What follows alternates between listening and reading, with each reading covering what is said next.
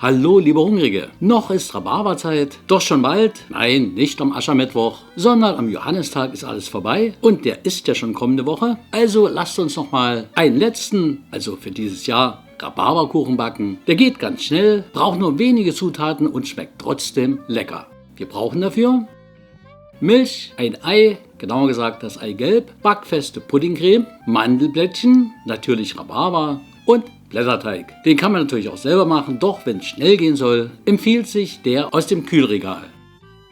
Zuerst brauchen wir mal die Milch, geben in diese dann das Puddingpulver hinein und verrühren dann alles gründlich miteinander. Am besten natürlich mit den Schneebesen des Rührgeräts. Dauert nur circa 1 Minute.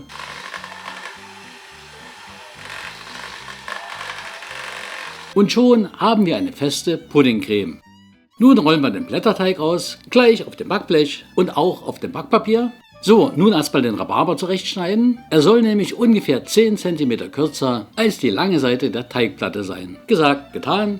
Und nun brauchen wir den Pudding, verteilen diesen mittig auf dem Teig, am besten esslöffelweise, und dann verstreichen wir ihn mit selbigen. Und zwar so, dass ringsherum ein breiter Streifen frei bleibt, also links und rechts jeweils ungefähr 1/4 der Teigbreite. Und wenn dies erledigt ist, legen wir nun die Rhabarberstangen darauf. Ich lege sie zuerst rechts und links und fülle dann die Mitte und insgesamt je nach Breite werdet ihr da 5 bis 7 Stangen brauchen. So, nun den Teig in der Breite des aufgetragenen Puddings einmal gerade einschneiden, und zwar auf beiden Seiten, dann nochmal schräg und anschließend schneiden wir den Teig im gleichen Winkel in ca. 1,5 cm breite Streifen, und zwar beidseitig. Achte darauf, dass ihr auf beiden Seiten die gleiche Anzahl von Streifen habt, die überflüssigen Ecken entfernen, das Ende über den Rhabarber klappen und dann abwechselnd, erst von der einen, dann von der anderen Seite, die Teigstreifen zopfartig über den Rhabarber legen. So, damit es für euch nicht so langweilig wird, mache ich das mal im Eiltempo. So entsteht ja die gewünschte Zopfform und an der anderen Seite, wie gehabt, Teigende darüber klappen und mit den letzten Teigstreifen vollenden.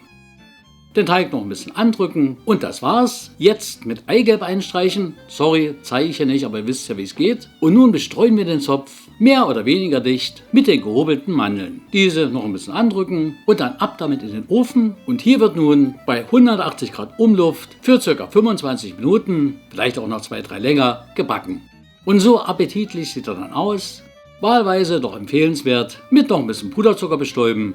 Und schon können wir diesen leckeren Zopf genießen. Ging ja wirklich, wie ihr sehen konntet, ruckzuck. Schmeckt fruchtig, lecker und wer mag, kann natürlich auch noch einen Kleck Schlagsahne darauf geben. Ich wünsche euch viel Spaß beim Backen und dann recht guten Appetit. Wenn es aber vielleicht doch lieber etwas mit Erdbeeren sein soll oder ihr ganz anders lieber eine Pizza essen möchtet, dann schaut euch doch diese Videos an. Bis zum nächsten Mal. Tschüss, bye bye.